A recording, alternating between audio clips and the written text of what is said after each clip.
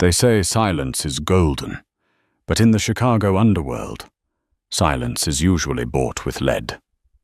On a rainy Tuesday in November, inside the most exclusive VIP room in the city, Lorenzo Moretti, the man the FBI calls the Teflon Don, asked a trembling waitress a simple question. He expected fear. He expected begging. He expected her to look away. Instead, she looked him dead in the eye and gave an answer that didn't just silence the room. It froze the blood in everyone's veins. That waitress wasn't who she said she was, and that answer, it was the spark that burned the Moretti empire to the ground. This is the story of the dinner that changed everything. The establishment was called the Gilded Lily. It sat on the corner of Rush Street in Chicago, a fortress of limestone and bulletproof glass disguised as a high society jazz club. To the public, it was where politicians and CEOs went to drink scotch that cost more than a Honda Civic. To those in the know, it was the neutral ground for the outfit, the place where business was conducted when the phones were too hot to touch. Alice adjusted her apron in the back, her hands shaking just enough to make the silverware rattle. She took a deep breath, staring at her reflection in the tarnished mirror of the employee locker room. Brown hair pulled back tight, minimal makeup, a uniform that was 2 sizes too big to hide her figure. She looked like a ghost. That was the point. You don't want to be noticed in a place like the Gilded Lily. Alice, table 4 needs water, now. The floor manager, a sweaty man named Rick, who smelled of onions and desperation, barked at her. I'm going, Alice whispered, her voice rough. Table 4 wasn't just a table. It was the table. It was located in the Velvet sector, a roped-off area on a raised platform that overlooked the main floor. Tonight, the air in the club was heavier than usual. The jazz band was playing a slow, mournful rendition of Summertime, but nobody was listening. Every eye was darting toward the Velvet sector. Sitting there, surrounded by 4 men who looked like they chewed gravel for breakfast, was Lorenzo Moretti. Lorenzo wasn't just a mob boss. He was a celebrity of the underworld. At 42, he possessed a lethal charisma. He wore bespoke charcoal suits, tailored in Milan, and his eyes were the color of frozen espresso. He didn't look like a thug. He looked like a CEO who happened to murder people. He had taken over the family business 5 years ago, after his father, Don Stefano, died of a sudden heart attack. Since then, the body count in Chicago had tripled, but the arrests had gone down to 0. Alice gripped the silver water pitcher. She knew the rules. Don't make eye contact. Don't speak unless spoken to. Be invisible. She walked up the 3 plush steps to the Velvet sector. The security guard, a man named Brutus, who had a scar running from his ear to his chin, patted her down. He checked her apron, her hair bun, even the soles of her shoes. Clean, Brutus grunted, stepping aside. Alice approached the table. The smell hit her first. Expensive leather, cigar smoke, and the metallic tang of fear coming from the man sitting opposite Lorenzo. That man was distinct. He was older, balding, wearing a suit that looked cheap next to Lorenzo's. This was Carmine Russo, a mid-level bookie who had been short on his payments for 3 months. Please, Lorenzo, Carmine was whispering, sweat dripping off his nose onto the pristine white tablecloth. I just need another week. My nephew in Jersey. He's moving the product. Lorenzo didn't look at Carmine. He was busy inspecting the label of the wine bottle on the table. This is a 2015 Barolo, Lorenzo said, his voice smooth like velvet, wrapped around a razor blade. It needs to breathe, Carmine, just like you need to breathe.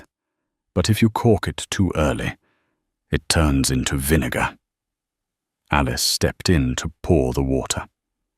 She moved with practiced efficiency, filling the glasses of the bodyguards first. Dominic, Lorenzo's right-hand man, watched her hands like a hawk. When she reached Lorenzo, he didn't move. He didn't acknowledge her.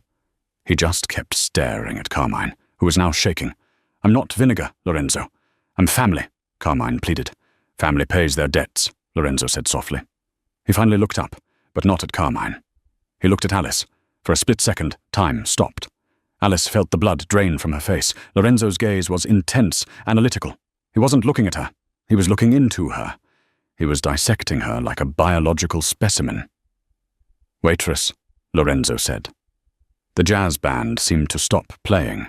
The chatter in the room died down. Even Carmine stopped sweating for a second. "Yes, sir?" Alice asked, keeping her eyes lowered to the knot of his silk tie. "Distinctive scent," Lorenzo murmured, leaning back in his chair. "Vanilla and gun oil?" Alice's heart hammered against her ribs like a trapped bird. "It's just the cleaning polish for the tables, sir." Lorenzo smiled, but it didn't reach his eyes. "Look at me." She hesitated. To disobey was death. To obey was dangerous. She slowly lifted her chin. Her hazel eyes met his dark ones. "You have steady hands for a girl serving a table of wolves," Lorenzo observed. "What is your name?" "Alice, sir." "Alice?" He tested the name, tasting it. "A biblical name. The mother of nations. Tell me, Alice, do you know who I am?" "Everyone knows who you are, Mr. Moretti," she replied softly. Lorenzo chuckled, a dry sound. He gestured to Carmine, who was looking like he was about to vomit. "This man here, Carmine. He thinks I'm a monster. He thinks I'm going to have him killed tonight because he lost $500,000 of my money." Lorenzo turned his gaze back to Alice, his eyes locking onto hers with a terrifying intensity. "So I have a question for you, Alice. A simple question. The answer will decide if Carmine walks out of here or if he gets carried out in pieces." The tension in the room was suffocating. Dominic's hand drifted towards a bulge in his jacket. Carmine looked at Alice with desperate, pleading eyes. "Save me." "Ask your question, sir," Alice said. Her voice didn't waver. Lorenzo leaned forward, resting his chin on his steepled fingers. "If you saw a man commit a sin to save his family, is he a hero or is he a sinner?" It was a trap, a philosophical trap. If she said hero, she condoned his violence. If she said sinner, she insulted him. Most people would have stuttered. Most people would have given a generic answer like, "It depends." But Alice wasn't most people, and she wasn't just a waitress. She placed the water pitcher down on the table with a soft clink. She looked at Carmine, then at Dominic, and finally back at Lorenzo. "That's the wrong question, Mr. Moretti," she said clearly. The silence that followed was deafening. Dominic stood up halfway. Nobody told Lorenzo Moretti he was wrong. "Sit down, Dom," Lorenzo commanded, never breaking eye contact with Alice. He looked intrigued. "The wrong question? Then enlighten me, Alice. What is the right question?" "The question isn't about the sin," Alice said, her voice dropping an octave, losing the Midwestern waitress accent and shifting into something sharper, more refined. "The question is, did the family deserve to be saved?" Lorenzo froze. The air conditioner hummed. The ice in the glasses cracked. "And," Alice continued, leaning in slightly, breaking every protocol of the club, "if you bury the sin deep enough, does it stay dead? Or does it grow back?" Lorenzo's face went pale. It was a subtle shift, but to those who knew him, it was an earthquake. "Who are you?" Lorenzo whispered. Alice smiled, and it was the terrifying smile of a predator revealing itself. "I'm the invoice, Lorenzo, and I've come to collect." The crash of glass shattered the moment. Carmine, sensing the shift in atmospheric pressure but not understanding it, had knocked over his wine glass in a panic. The red liquid spread across the white tablecloth like a fresh gunshot wound. "Get her!" Dominic roared, realizing too late that the threat wasn't the bookie. It was the girl. Two bodyguards lunged across the table. Alice didn't flinch. She didn't run. With a movement too fast for a waitress, she grabbed the steak knife from Carmine's setting, a serrated, heavy blade, and slammed it down into the table, pinning Lorenzo's expensive silk tie to the wood. "Sit," she commanded. Lorenzo raised a hand, halting his men instantly. The tip of the knife was an inch from his throat, but he wasn't looking at the blade. He was looking at her eyes. He recognized them now. "Everybody back," Lorenzo ordered, his voice strained. "Boss, she's armed," Dominic started. "I said back," Lorenzo roared, slamming his fist on the table. The guards retreated a step, hands hovering over their holsters. The guests in the Velvet sector were now screaming and scrambling for the exits. Below on the main floor, the music stopped abruptly. "You have 3 minutes before my security team realizes what's happening," Lorenzo said, surprisingly calm. "You pinned my tie, not my hand. You don't want to kill me? Not yet." "Killing you is easy, Lorenzo," Alice said. "I could have poisoned your water.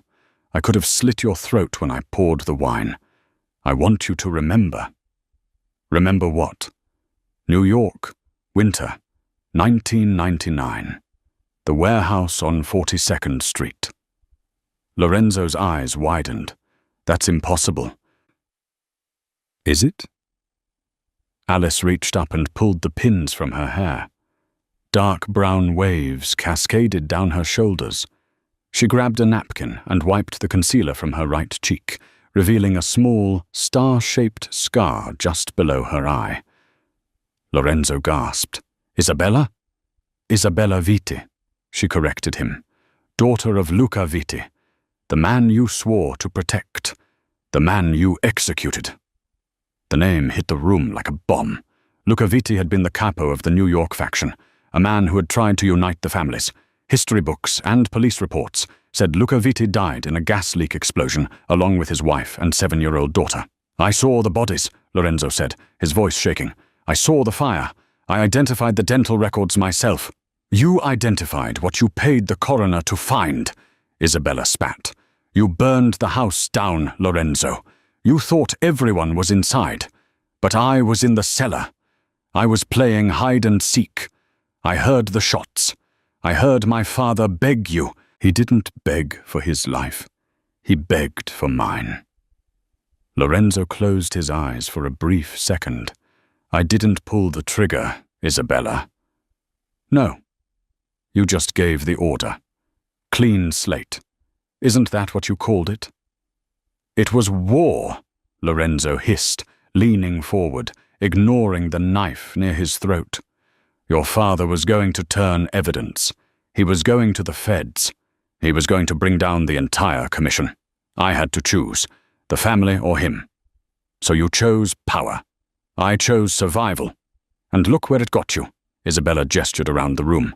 "Sitting in a golden cage, surrounded by men who would shoot you in the back for $1, drinking wine with a man you're about to murder over money. You're a king of ashes, Lorenzo." "Why now?" Lorenzo asked. "It's been 20 years. Why tonight?" Isabella's expression hardened. "Because last week you made a mistake. You expanded your operations into frantic shipping. You bought a container port in Jersey. So, container 404. You didn't check the manifest. You just signed the clearance." Lorenzo frowned. "That was a routine shipment. Car parts." "It wasn't car parts," Isabella said, tears finally welling in her eyes, though her voice remained steady. "It was girls. Human trafficking, Lorenzo." "My father was a criminal, yes. He ran numbers. He hijacked trucks. But he had a code. No women, no children. You broke the code." Lorenzo looked genuinely confused. "I don't run flesh. That's not my business. I forbade it." "Then someone is using your name, and your signature is on the paperwork," Isabella said. "I work for the DOJ now, Lorenzo. Not officially. I'm a ghost consultant. I spent 20 years becoming the thing that hunts men like you. I have the files. I have the proof. And at midnight tonight, that file goes to the FBI, the CIA, and the press. Unless," Lorenzo asked, "unless you give me the name of the man who actually runs the port. Because if you say it wasn't you, then there is a traitor at your table." Isabella's eyes flicked to Dominic. Lorenzo followed her gaze. Dominic, the loyal right hand, had taken a step back. His face was a mask of sweat. His hand was gripping his gun. But he wasn't aiming at Isabella. He was aiming at Lorenzo. "Dom?" Lorenzo asked, his voice low.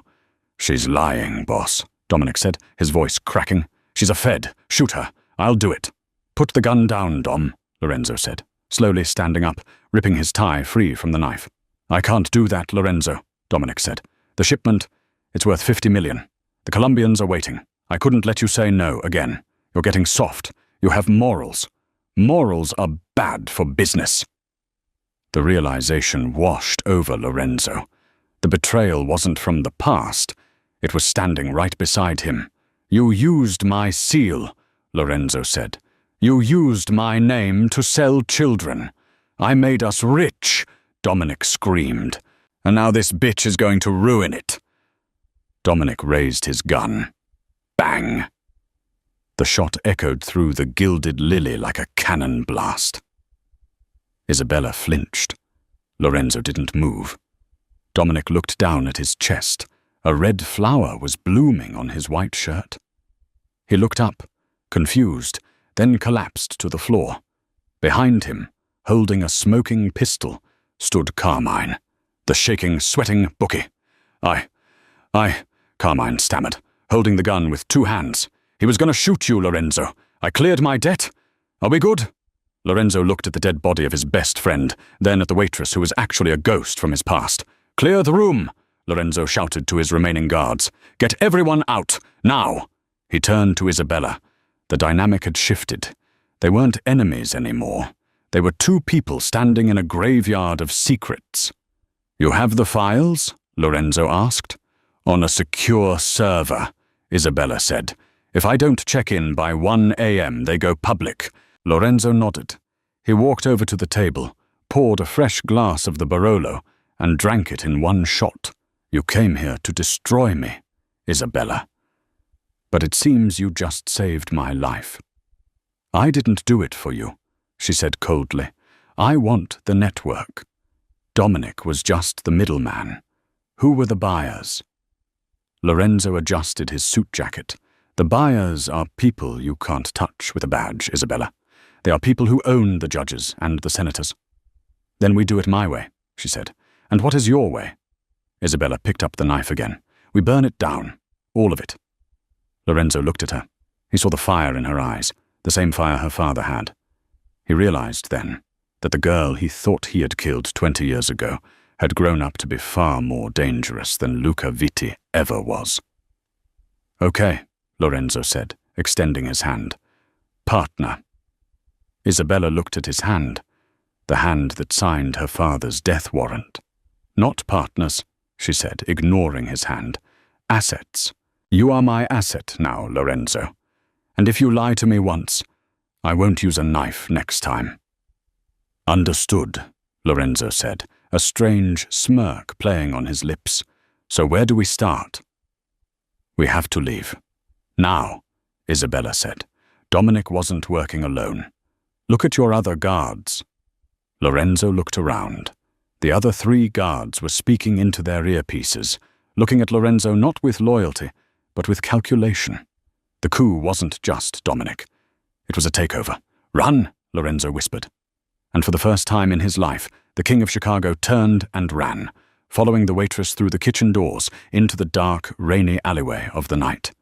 The heavy steel door of the kitchen slammed shut behind them, muting the chaos inside the gilded lily. But the alleyway offered no safety. The Chicago rain was coming down in sheets, turning the grease-stained asphalt into a black mirror. Lorenzo instinctively turned left towards the VIP parking lot, where his armored Cadillac Escalade waited. "Wrong way," Isabella barked, grabbing the sleeve of his soaking wet designer suit. "My car is bulletproof," Lorenzo snapped, wiping rain from his eyes. "It has a sat phone and a medical kit. Your car is a coffin," she countered, pulling him towards the dumpsters. "Dominic planned this coup. Do you think he didn't plant a bomb in the ignition? Or at the very least, track the GPS? If you get in that car, you're dead in 10 seconds. As if to punctuate her point, the back door of the club burst open. 2 men, Lorenzo's own security detail, Arthur and Silas, stepped out, guns drawn. They didn't shout. They didn't hesitate. They raised their weapons. Pop, pop. Bullets sparked against the brick wall inches from Lorenzo's head. He flinched, not out of fear, but out of the sheer surrealism of it. These were men he had invited to his daughter's christening, men he had paid bonuses to last Christmas, "Move!" Isabella shoved him behind a stack of wooden pallets. She reached into her apron, which she still hadn't taken off, and pulled out a compact Glock 26. It was small, concealable, and deadly in the right hands. She didn't fire wildly. She took a breath, waited for Silas to round the dumpster, and fired 2 controlled shots. One hit Silas in the shoulder, the other shattered the light bulb above the door, plunging the alley into semi-darkness. "Go, the grey Honda!" she yelled. Lorenzo Moretti, a man worth $300 million, sprinted through the slush and garbage toward a rusted, dented 2011 Honda Civic. "You have to be joking," Lorenzo muttered as he yanked the passenger door open. The interior smelled of stale coffee and cheap vanilla air freshener. Isabella dove into the driver's seat, started the engine, and threw the car into reverse before Lorenzo had even closed his door. The tires squealed, struggling for traction on the wet pavement, before gripping and shooting the car backward out of the alley. Arthur ran out into the street, firing at the retreating taillights. The back window shattered, spraying safety glass all over Lorenzo's lap. "Keep your head down!" Isabella screamed, shifting gears and drifting the car around a tight corner onto Rush Street. "They're following," Lorenzo said, peering through the side mirror. A black SUV, one of his fleet, was roaring up behind them, its high beams blinding. "Fasten your seatbelt," Isabella said calmly. "I'm being chased by my own hitmen in a car that struggles to hit 60. And you want me to wear a seatbelt? I want you to survive so I can put you in prison," she retorted. "Click it." Lorenzo clicked the belt. Isabella didn't drive like a waitress. She drove like a stuntman. She took a sharp right, hopping the curb, and dove into the labyrinth of Lower Wacker Drive, the underground network of streets beneath downtown Chicago. It was a place where GPS signals died and cell reception vanished. The Honda's engine screamed as she weaved between pillars and delivery trucks. The black SUV was heavier, faster in a straight line, but clumsy in the tight turns. "They're gaining," Lorenzo warned. The SUV rammed the back bumper, jolting their necks. "Hold on," Isabella said. She saw what Lorenzo didn't. Up ahead, a delivery truck was backing into a loading dock, narrowing the road. Most drivers would brake. Isabella floored it. "You're not going to fit," Lorenzo yelled, gripping the "oh shit" handle above the door. "Physics is a suggestion," she whispered. She swerved at the last second, the passenger mirror scraping sparks against the concrete pillar, the driver's side missing the truck's bumper by an inch. They shot through the gap like a bullet through a barrel. The SUV behind them wasn't so lucky. The driver slammed on the brakes too late. The massive vehicle clipped the truck, spun out of control, and slammed into a concrete support beam with a bone-shaking crunch. Isabella didn't slow down. She took 3 random turns in the underground maze, checking for tails, before finally emerging back up to surface level in a completely different part of the city. The adrenaline began to fade, replaced by a cold, throbbing silence. Lorenzo brushed the glass off his suit pants. He looked at the woman driving. Her hair was wild, her waitress uniform was stained with sweat and grime, and her eyes were constantly scanning the mirrors. "Where did you learn to drive like that?" he asked quietly. "The academy?" "Federal Law Enforcement Training Center in Glencoe," she answered, her eyes back on the road. "Plus 2 years undercover as a getaway driver in Miami. I've done this before, Lorenzo. Just never with a passenger I hated this much." Lorenzo looked out the window. The city he thought he owned looked different from the passenger seat of a Honda. It looked hostile. "You don't hate me," Lorenzo said, testing the waters. "You hate the idea of me." "I hate the man who burned my house down," she corrected him sharply. "Don't try to psychoanalyze me, Moretti. You're not the boss right now. You're the cargo." "Fair enough," Lorenzo nodded. He reached into his jacket pocket for his phone. "Don't." Isabella slapped his hand away. "If you turn that on, the NSA, the FBI, and your traitorous lieutenant will triangulate us in 30 seconds. Throw it out the window. It has my encrypted contacts, my bank codes." "Do you want to be rich and dead, or poor and alive?" Lorenzo hesitated. He looked at the sleek black device, his lifeline to power. Then he rolled down the window and tossed it into the Chicago River as they crossed the bridge. "Good," Isabella said. "Now welcome to the bottom of the food chain." They drove for 40 minutes in silence, heading south toward the industrial wastelands near the Indiana border. The skyline of Chicago, usually a beacon of gold and silver, faded into the rear-view mirror, replaced by rusting smokestacks and abandoned warehouses. Isabella pulled the car into a derelict boatyard. Rows of dry-docked vessels sat rotting on wooden blocks. She killed the lights and navigated by moonlight until she reached a small, corrugated metal shack at the edge of the water. "Get out," she commanded. Lorenzo stepped out into the mud. His Italian leather shoes were ruined. "This is your safe house?" "It's a bolt hole. Nobody knows about it. Not the agency, not my handlers. Just me." She unlocked the padlock and shoved the door open. Inside, it smelled of sawdust and old diesel. There was a cot in the corner, a dusty computer set up on a workbench, and a wall covered in maps and photographs. Isabella flipped a switch, and a single naked bulb buzzed to life. Lorenzo walked to the wall. He froze. The wall was a timeline, a spiderweb of red string connecting photos, newspaper clippings, and police reports.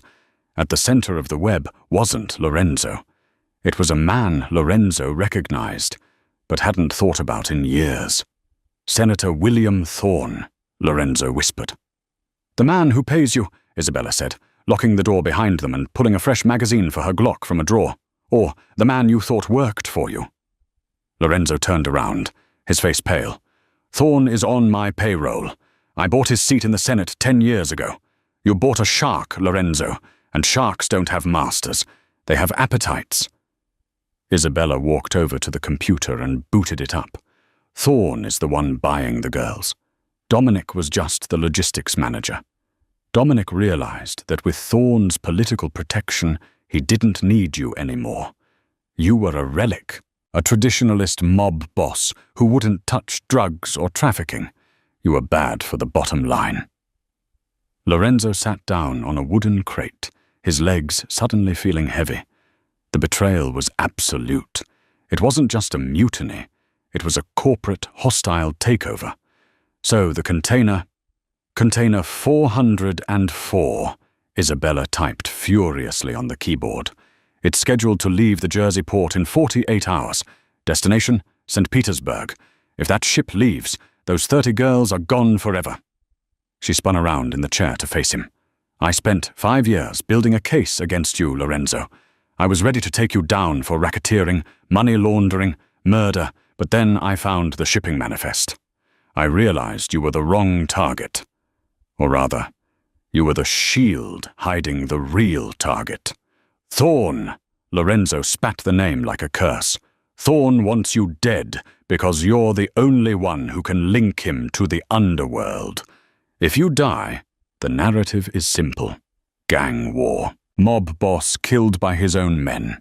Thorne gives a speech about cleaning up the streets, and his shipment sails quietly into the night."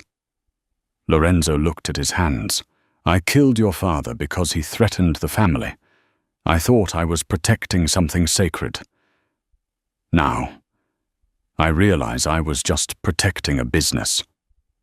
Don't look for redemption, Lorenzo."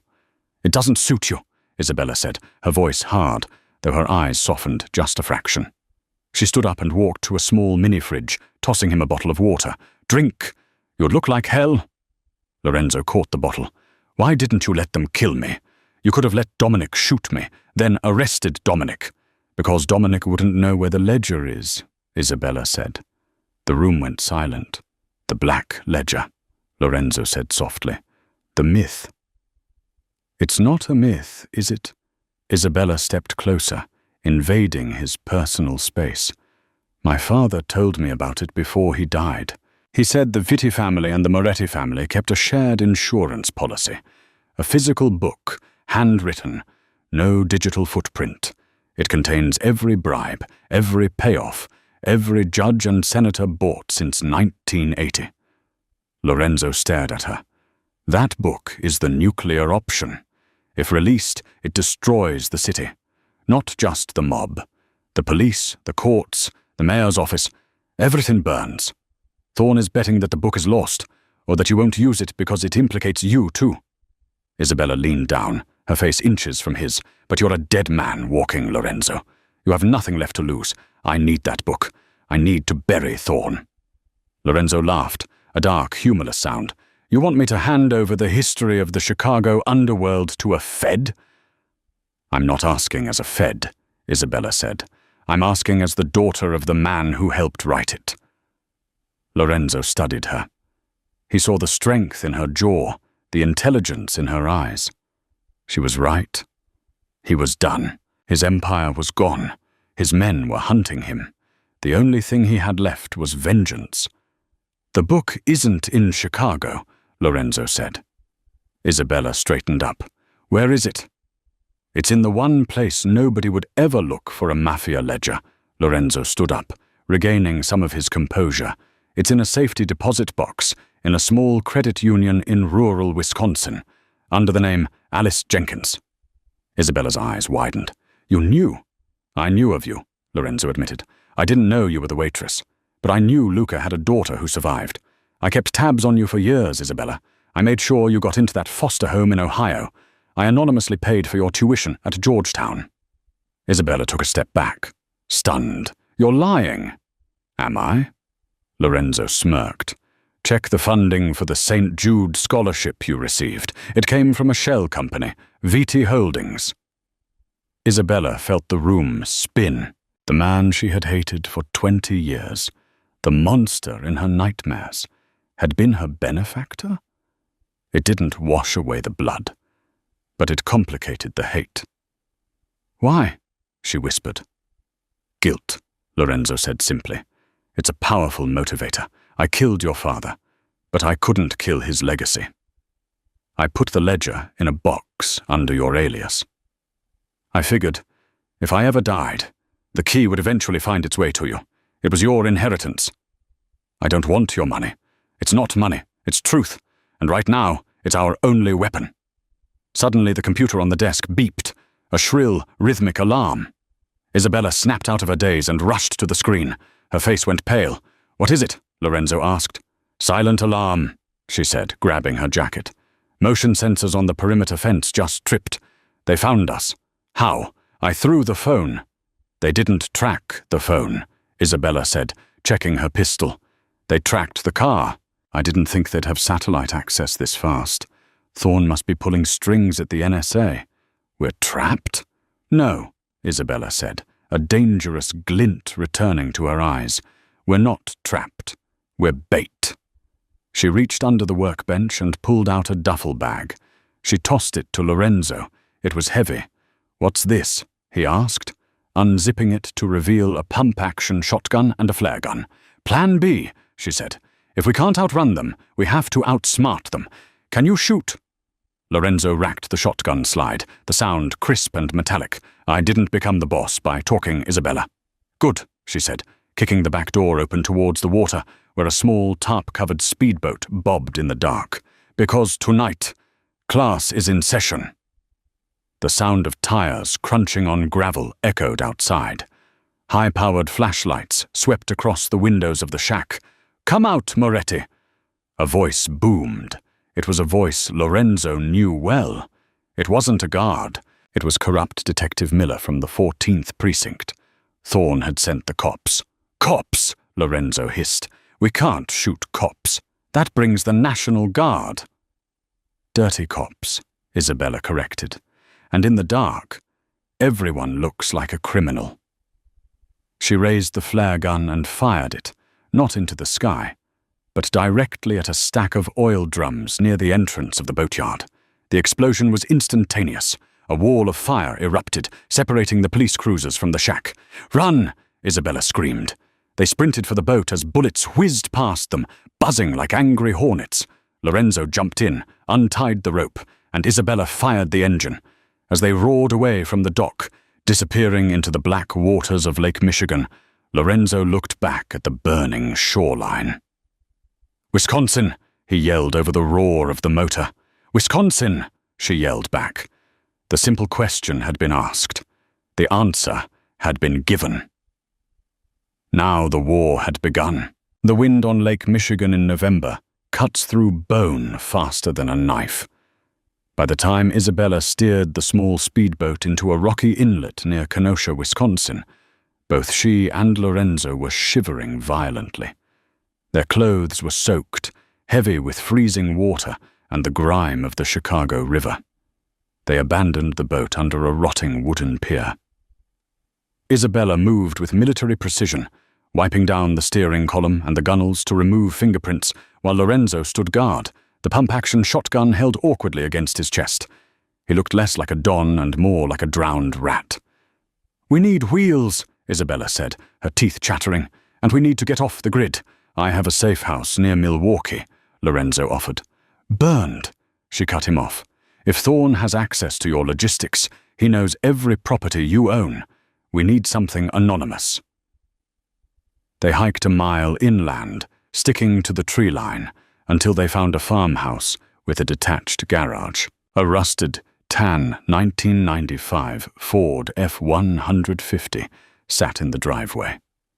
It wasn't pretty, but it had plates that wouldn't trigger an automatic license plate reader. "Hotwire it?" Lorenzo asked. "Don't be a cliché," Isabella muttered.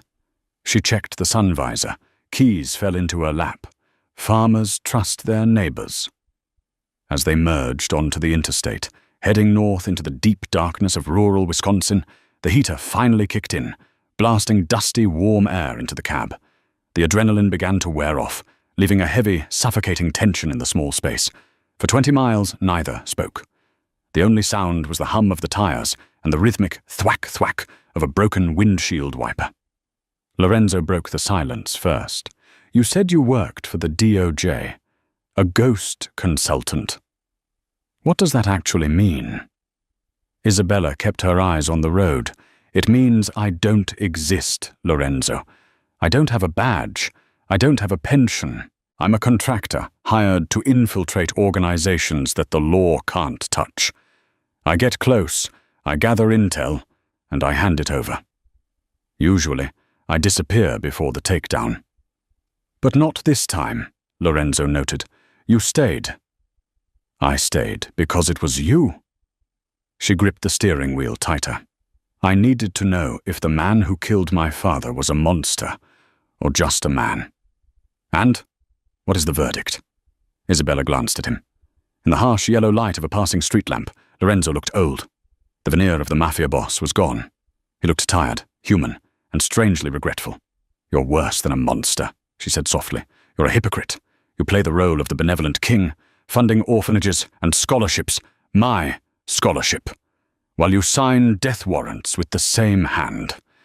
You tried to buy your conscience back, Lorenzo. You thought if you paid for my college, it would wash the blood off your hands." Lorenzo looked out the window at the passing pine trees. It wasn't about conscience. It was about balance. "Your father. Luca was my best friend. But he broke the rules. He was going to talk. In our world, that's a death sentence. I didn't want to kill him, I had to. And the fire? The fire was a mistake, Lorenzo said, his voice cracking. The gas line blew early. It wasn't supposed to happen like that. I thought I killed the whole family. When I found out a year later that you had survived, that you were in the system, I couldn't finish the job. I watched you grow up from a distance. I was proud of you, Isabella. Is that sick? Maybe. But I was proud. Proud that I became a weapon to hunt people like you. Yes, Lorenzo smiled sadly. Irony is the only thing God finds funny. Isabella fell silent. The hatred she had nursed for 20 years was fueling her, but the lines were blurring. He wasn't the cackling villain she had imagined. He was a man trapped in a cage of his own making. We're getting close, Lorenzo said, checking the road signs. Oakhaven is the next exit. You know the plan? I go in. You stay down, Isabella said. If Thorne's men are tracking us, they'll be looking for you. I'm just a face in the crowd. Isabella, Lorenzo warned. If that book is in there, and if Thorne knows about it, he won't send police. He'll send the cleaners, ex-military. No badges, no rules. I know, she said, pulling the truck off the highway onto a gravel road. That's why we're not just going to take the book. We're going to use it. Oak Haven, Wisconsin, was the kind of town where the main street was 3 blocks long and the tallest building was the church steeple.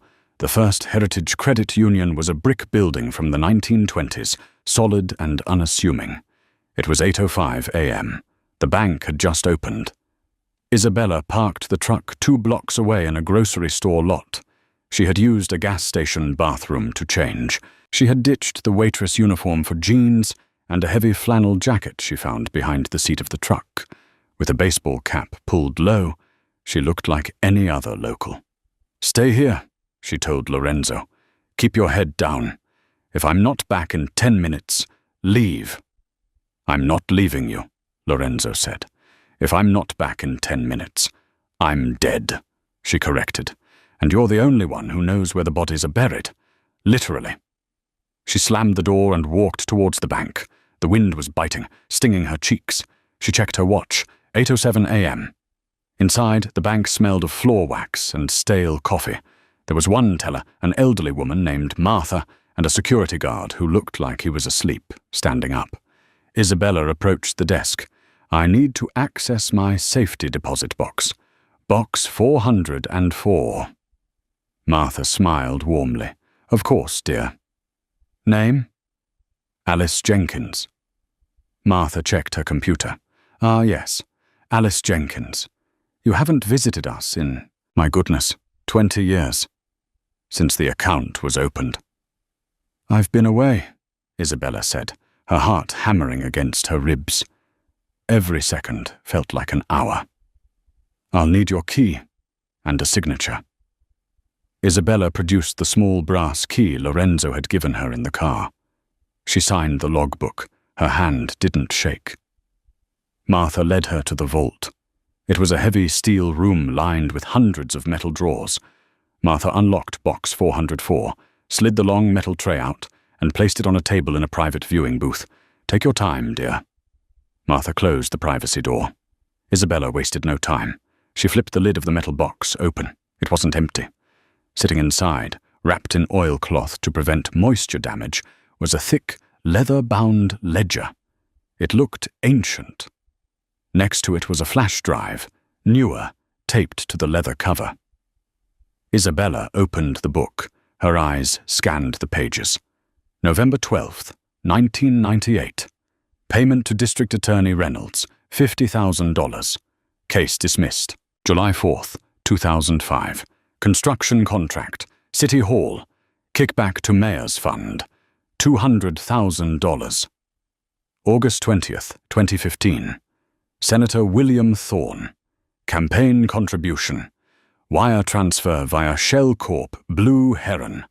$2.50 million. It was all there. Every bribe. Every fix. Every dirty secret of Chicago's elite for the last 3 decades. The flash drive likely contained the digital wire trails to prove it. "Jackpot," Isabella whispered. She shoved the ledger and the drive into her jacket. She turned to leave. That's when she heard it. The sound of the bank's front door opening. Not the gentle ding-dong of a customer, but the heavy, forceful slam of the door hitting the wall. "Everybody on the ground, now!" The voice was professional, loud, and terrifying. Isabella froze. She cracked the privacy door open just an inch. 4 men were in the lobby. They wore tactical vests, balaclavas, and carried suppressed assault rifles. These weren't bank robbers. They weren't asking for cash. "Manager!" "Mafia!" the leader shouted. He was a giant of a man, moving with fluid, lethal grace. "We know she's here. Alice Jenkins. Box 404.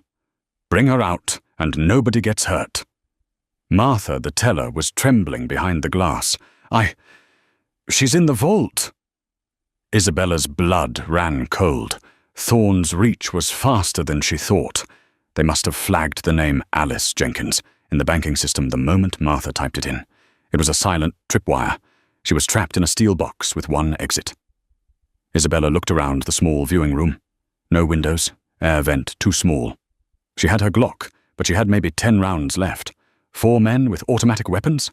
It was suicide. She pulled out her phone. No signal inside the vault. "Come out, Isabella," the leader shouted. "We know who you are. The senator sends his regards." Isabella gripped the ledger. This book was the only thing keeping her alive. Suddenly, a loud crash echoed from outside, the sound of glass shattering and metal crunching. Then a roar. The truck. Isabella heard the distinct engine whine of the Ford F-150. "Lorenzo! Crash!" The front of the bank exploded inward as the tan pickup truck rammed through the plate glass window and the brick wall, plowing into the lobby. Dust and debris filled the air. The tactical team scattered, diving for cover. The driver's door flew open. Lorenzo Moretti stumbled out, coughing, blood running down his forehead from the impact. He raised the pump-action shotgun. Boom! He fired blindly into the ceiling, creating chaos. "Isabella, move!" Lorenzo screamed, his voice raw. The tactical leader recovered first. He raised his rifle toward Lorenzo. "Drop him!" Isabella kicked the vault door open. She didn't run away. She ran towards the fight. She raised her Glock and fired 2 shots. The leader ducked, his aim spoiled. "Get in!" Isabella screamed, grabbing Lorenzo by the collar of his ruined suit. The truck was totaled. Steam hissed from the radiator. "The truck is dead!" Lorenzo yelled. "The back door!" Isabella pointed. They scrambled over the rubble of the bank counter, past the terrified teller, and burst out the rear emergency exit into the alleyway. Bullets chewed up the doorframe behind them. "They're right behind us!" Lorenzo gasped. He was limping now, a shard of glass embedded in his thigh. They ran down the alley, turning a corner onto the main street. The tactical team spilled out of the bank, weapons raised. Isabella and Lorenzo were exposed. Open ground, 50 yards to the nearest cover. "It's over," Lorenzo wheezed, stopping. He turned to face the men. "Give me the book, Isabella. I'll trade it for your life." "No," Isabella said, grabbing his arm. The tactical team slowed down. They formed a firing line. The leader stepped forward, removing his mask. He had a scar across his nose. "End of the line, Moretti," the man said. "Hand over the ledger." Lorenzo looked at Isabella. Then he looked at the hit squad. "You want the book?" Lorenzo shouted, his voice regaining that old command voice of the Don. "Come and get it." The leader raised his hand to signal the fire order. But then a sound cut through the air. A siren. Not a police siren. A deep, reverberating horn. A massive Greyhound bus, heading for the interstate, came barreling down the main street. Isabella saw it. "Jump!" she screamed. As the bus passed between them and the gunmen, cutting off the line of sight, Isabella and Lorenzo didn't dive for cover. They dove for the bus's luggage compartment, which the driver had left unlatched on the side. They tumbled into the dark, luggage-filled hold just as the bus roared past the alley. The gunmen opened fire, bullets pinging off the metal side of the bus. But the driver, panicked by the sound of gunfire, floored the accelerator. Inside the dark, swaying hold, lying on top of a suitcase filled with someone's vacation clothes, Lorenzo and Isabella gasped for air. Lorenzo laughed. It was a manic, breathless laugh. "We're alive," he said. Isabella held up the leather book in the darkness. "We're not just alive, Lorenzo," she said, her eyes burning in the gloom. "We're armed. And now, we're going to war." She pulled out her phone. The signal bars returned. "Who are you calling?" Lorenzo asked. "I'm not calling anyone," Isabella said, opening the camera app and pointing it at the ledger. "I'm going live." In the claustrophobic darkness of the luggage compartment, the blue light of the smartphone screen illuminated Isabella's face like a phantom. She didn't call the police. She didn't call the FBI. She opened a live stream app, tagged every major news outlet in Chicago, and hit Go Live. "Are you sure?" Lorenzo asked, his voice rough from the dust. "Once you press that button, there's no going back. For either of us. The world needs to know, Lorenzo. Not just a judge in a closed courtroom. The world." She hit the button. My name is Isabella Vitti, she spoke clearly into the camera, holding the phone steady despite the swaying of the bus. 20 years ago, my family was murdered to cover up a conspiracy. Sitting next to me is Lorenzo Moretti, the man who gave the order. But the man who paid for that order is Senator William Thorne. She opened the ledger. For 10 minutes, as the bus roared down the interstate, Isabella and Lorenzo dismantled a 30-year empire. They read dates, amounts, and names. They showed the wire transfers on the flash drive. They linked Thorne's anti-crime bill to the payoffs he received from the cartels to eliminate their competition. The viewer count jumped from 0 to 50, then 2,000, then 50,000. By the time the Greyhound bus pulled into the Milwaukee station, news helicopters were already circling overhead. "They're here," Lorenzo said, listening to the sirens wailing outside.